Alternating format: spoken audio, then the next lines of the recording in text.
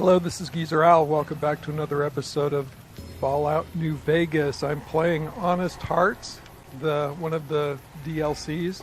I'm near the end game here. I didn't record any of the playthrough up to this point. I just figured I'd do the last two choices for the end game. So I'm here. Where is he? The guy back there sitting on the bed.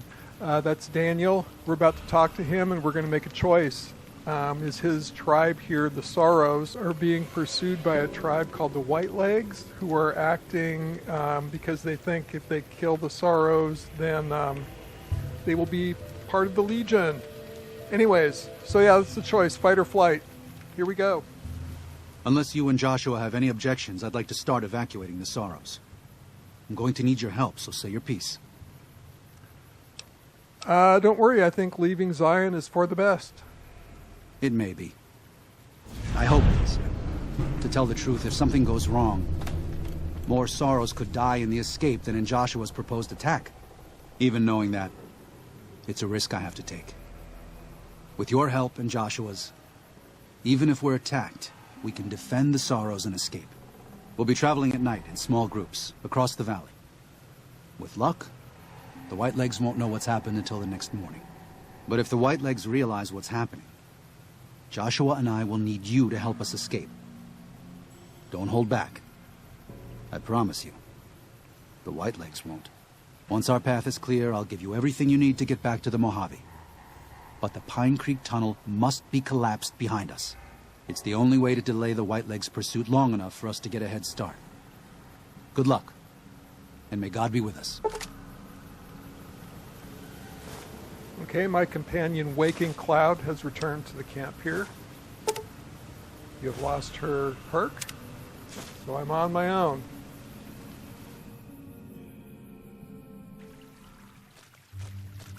Daniel must have made it to the tunnel by now, but there are Sorrows all over the valley.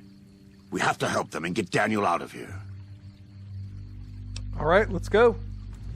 By the way, this is Joshua Graham, the Burned Man. Yes, formerly the right hand of the Legion. Right. All right, so now we have Joshua Graham's perk.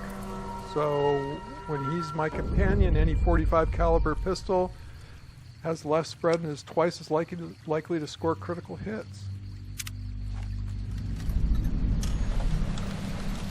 Okay, so what quests did that just give us? So the endgame quests here are Prisoners of War, Sanctity of the Dead, and Retake the Bridge. So which one's closer? Because fast travel is disabled at this point. Okay, so that one's just right around the corner. I think this is the closest one. Okay, so we fought a couple of Whitelegs here at the corner, and now we're just going to head down the road to the Pine Creek Tunnel, where we're going to blow it up so they can't chase Daniel and the Sorrows. Here we go.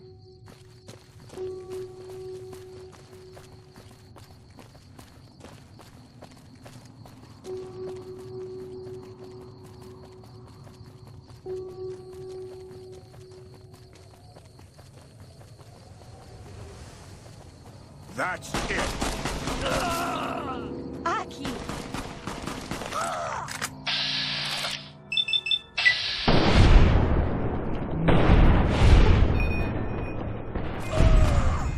Is that Waking Cloud? No, just a Sorrows tribe member.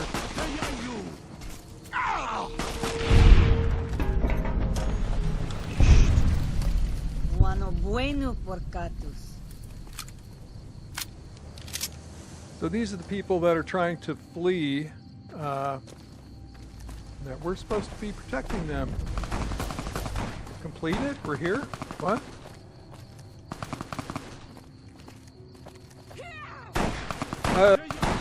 This is the guy, Salt Upon Wounds or something like that. He's the big cheese on the Whitelegs. I think I'm supposed to Salt Upon Wounds, yeah. I'm supposed to talk to him. Or not?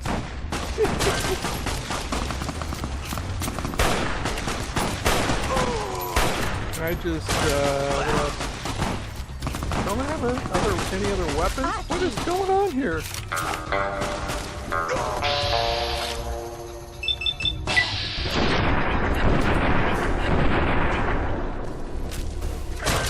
Come on!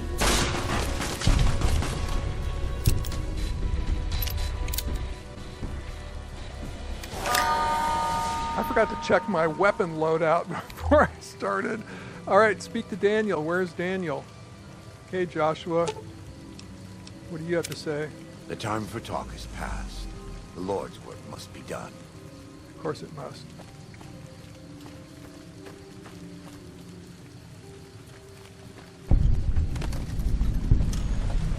Hey, Daniel. Please, have you done everything you can for the Sorrows? Are they all accounted for? Yes, go. Get out of here. You've done more than I could have ever hoped for. Thank you. And may God protect you for all of your days. Goodbye. Okay, Joshua has left. Daniel has given me a detonator that is set to detonate the C4 placed above the mouth of the Pine Creek Tunnel. Firing this detonator will collapse the passage and prevent any white legs from following Daniel and the Sorrows out of Zion. Here we go.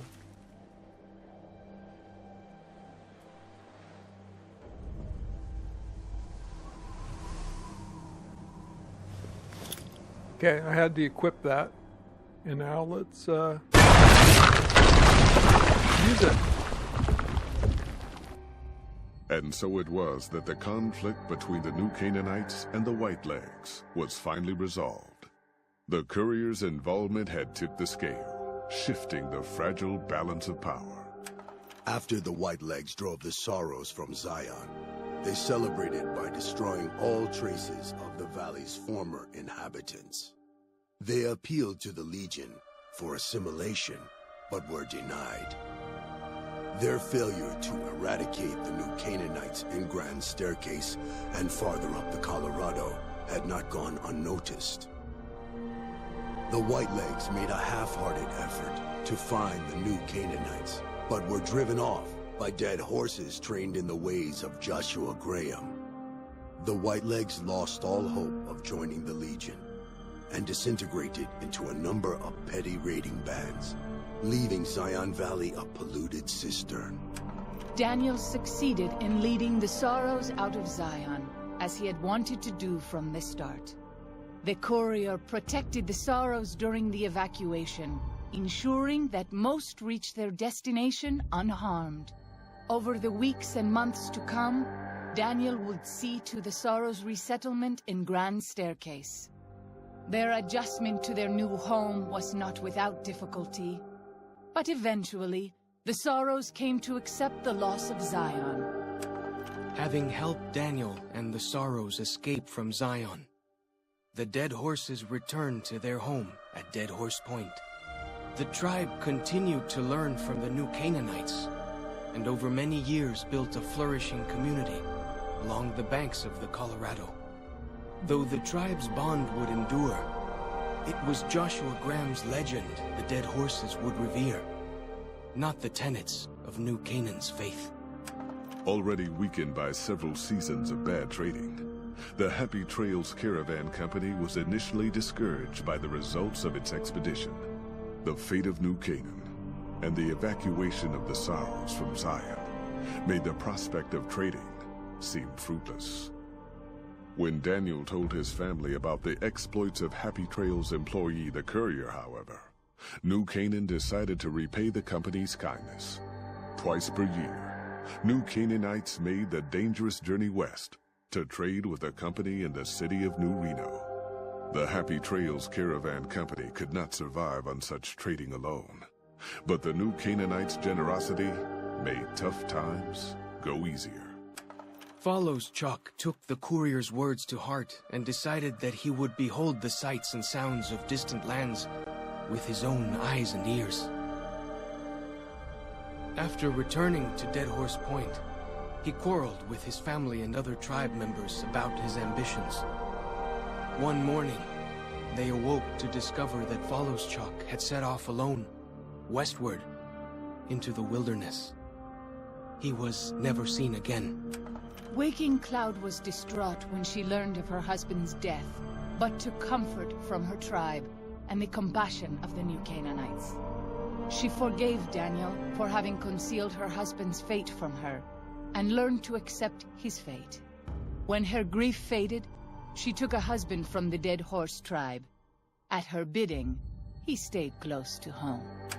After leading the Sorrows from their home in Zion to safety in Grand Staircase, Daniel continued to wonder if he'd made the right choice. He spent his life evangelizing the beliefs of his people to a new generation of young men and women, as his ancestors had for centuries before him. He was happy with his family. But for the rest of his life, there were nights when he awoke with sadness to find he had been dreaming of Zion.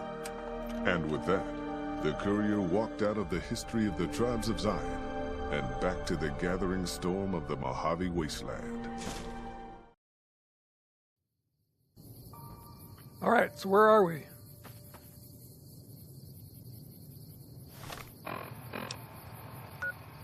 Oh, we're back at the beginning. Okay. I completed all of the side quests and the main quests, except of course the fight version, which I'm going to play next. All right, let's go talk to Daniel and make the other choice this time. Unless you and Joshua have any objections, I'd like to start evacuating the Sorrows. I'm going to need your help, so say your piece. I think Joshua's right. We should fight the White Legs. No. Why? Why? Haven't you seen enough of what's going on here to see that the Sorrows don't need to butcher the White Legs for a piece of land? What Joshua wants is more than an attack. He wants a slaughter. And he needs more than you and the Dead Horses to do it. The Sorrows can't be pushed into this. You and Joshua don't have the right to force them into it. Please, consider what I'm saying. Yeah, this is the way the world is. They're part of it, whether you like it or not. No. This is how we made the world. And we brought it to them. Joshua must be waiting for you. I'll stay here with the others. Okay.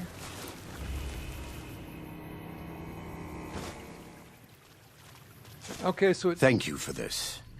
I know Daniel doesn't approve, but destroying the White Legs is the only way to ensure the Sorrows can remain in Zion. You and I will lead a group of Dead Horse warriors and Sorrows hunters into 3 Marys from this position. Our objective is to find the White Legs leader, Salt Upon Wounds, and prevent him from fleeing. Show no quarter to the White Legs we come across. Make no mistake about why we are here. This is an extermination. all right. God be with you. All right, we got his perk again. All right, so what are the quests? The end game, where we're going to fight instead of flight. Crush the White Legs. We'll locate the White Legs leader and deal with him. Let's just take the river. Just jump into the river and go.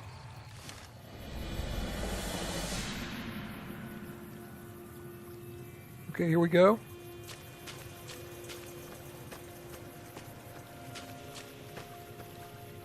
Cutscene. We warned you at Syracuse, and you persisted. You took advantage of us at New Canaan to drive us out. And like the dogs of Caesar you are, you followed us to Zion. And now you stand on holy ground, a temple to God's glory on earth. The only use for an animal in our temple is sacrifice. Kale wachene conserva o. You understand me, don't you? Don't you? Outman. Kunaman mad. He killed all White Legs. You talk. You stop. You're right. We're going to kill you, but not like this. Defend yourself. You can no nikumpa me. Teya you. Nikumpa! Over here. You can nikumpa me!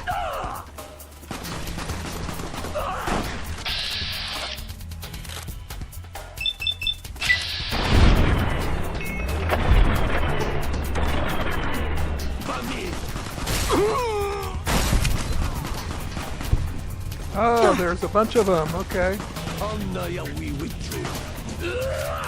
So while Joshua and the big boss fight it out, I gotta take on the sidemen.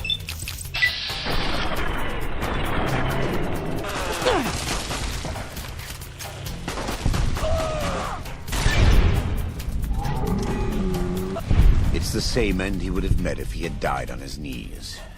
But I suppose this was for the sake of the dead horses and sorrows. Still, thanks to your help and the grace of God, the Whitelegs won't be troubling Zion anymore. Let's go find Daniel. Tomorrow we'll be here soon enough, and there is much to do.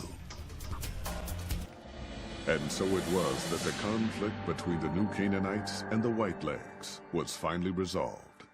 The courier's involvement had tipped the scale, shifting the fragile balance of power. Despite their defeat at Three Marys and the death of their war chief, the Whitelegs were determined to pursue the other New Canaanites. But when they finally tracked down their prey in Colorado, they discovered the tables had been turned. The Whitelegs who survived the New Canaanites' ambushes were hunted down by dead horses before they could reach the safety of the Great Salt Lake. When word of the Whitelegs' diminished numbers reached the 80s tribe, war was declared. And by year's end, the Whitelegs had been wiped out. The Sorrows fought beside Joshua Graham and the dead horses, eradicating the threat the Whitelegs posed to Zion. When the courier and Joshua Graham felled Salt upon Moons, their victory was celebrated with a great feast. The Sorrows' transformation from a peaceful, timid tribe into a proud and warlike people broke Daniel's heart. He tried to take solace in the knowledge that they would remain in Zion, but it was a small comfort. The Sorrows' innocence was lost. Having helped eradicate the Whitelegs from Zion, the dead horses returned to Dead Horse Point in triumph. They remained neutral toward the Sorrows, but as years went on, there were periods of competitive friction, even violence between the tribes. The New Canaanites, Daniel especially, intervened regularly as mediators, but found it difficult to reconcile the tribe's conflicts. The defeat of the Whitelegs in Zion marked a turning point in the fortunes of the Happy Trails Caravan Company. Every 2 months, the caravan met with the New Canaanites in Zion Valley to trade. Happy Trails soon returned to prosperity. The vigilance of the Sorrows and dead horses in defending southwestern Utah, initially startling to Happy Trails caravans, soon proved a blessing. The tribes united against the 80s, driving them back from Highway 50, and thus opening yet another trading route for Happy Trails caravans. Follows Chuck took the courier's words to heart and decided that he would behold the sights and sounds of distant lands with his own eyes and ears. After returning to Dead Horse Point, he quarreled with his family and other tribe members about his ambitions. One morning, they awoke to discover that Follows Chuck had set off alone, westward, into the wilderness. He was never seen again. Waking Cloud was distraught when she learned of her husband's death, but took comfort from her tribe and the compassion of the New Canaanites. She forgave Daniel for having concealed her husband's fate from her, and learned to accept his fate. When her grief faded, she took a husband from the Dead Horse tribe. At her bidding, he stayed close to home. Though the courier had stopped Joshua Graham from executing Salt upon Wounds, the war chief still fell in battle. The Whitelegs defeated at Three Marys. Joshua led the Sorrows and dead horses in tending to their comrades and burning the corpses of their foes. He continued to advocate militant opposition to the enemies of New Canaan and showed little quarter to those he fought. And yet he was changed. He no longer reveled in the brutality and cruelty for which he had been known in his former life.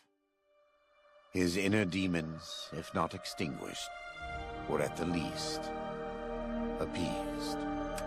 For years after the defeat of the Whitelegs, Daniel did his best to minister to the Sorrows' spiritual needs. Try as he might, he could not hold back the tribe's increasing militancy and reverence of Joshua Graham. Demoralized, he returned to his family in Dead Horse Point. His failures haunted him for the rest of his days. And with that, the courier walked out of the history of the tribes of Zion and back to the gathering storm of the Mojave Wasteland.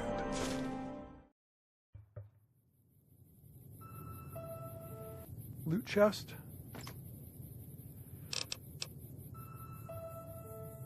A light shining in darkness. 32 and 190. It's a 45 auto. Oh, I wonder if that was Joshua Graham's. Chalk's headdress. Daniel's hat. Daniel's outfit. Joshua Graham's armor. Salt Upon Wounds helmet. His power fist. And some scripture. All right, so that was Honest Hearts.